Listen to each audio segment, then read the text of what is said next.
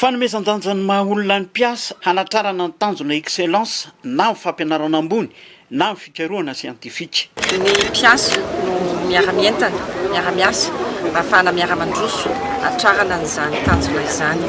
Tantsoroko ara-pitaovana ny fanjakana sinoa.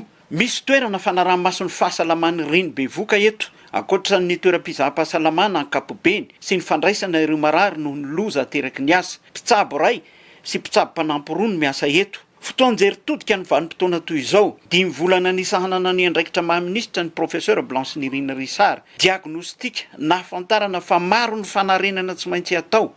Andaniny aloha, samba ny voaloha tanteraka 100 hatramin'ity volana desambra ity ny vatsim-pianaran'ny mpianatra sy ny indemnité des stages. Voaloha ara-dalàna ihany koa ny karamandrom-pandraharaha.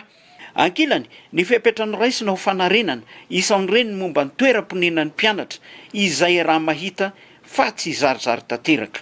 Maro ireo mpianatra efa niraisina ny fanakalo hevitra, betsaka ny tezitra ny tsotra, dia patsahiviko ihany koa fa maro dia maro ny tsy mpianatra tsony mipetraka eny amin'ireny toerana ireny.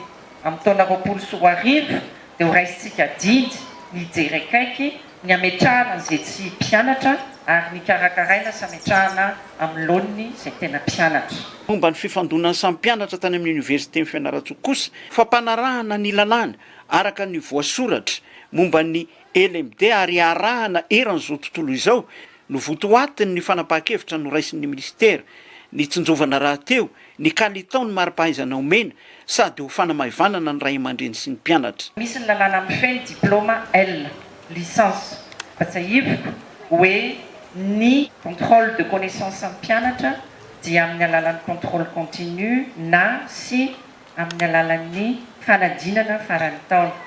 Eran'izao tontolo izao zany système LMD zany, ary eran'izao tontolo izao dia tahaka izany no anaovana ny contrôle de connaissance tsy mampihena ny valeur diplomatique zany. Tafatsangana ka naseho teto ny syndicat-ny mpiasan'ny fampianarana ambony sy ny fikarohana ara-tsiansa no raisy tanana sy nakasitrahana ihany koa ireo mpanao fanatanjahantena nahazo medaly tamin'ity taona ity, notolorana fanomezana ny zanaky ny mpiasa noho ny fahatongavan'ny fetiny Noely.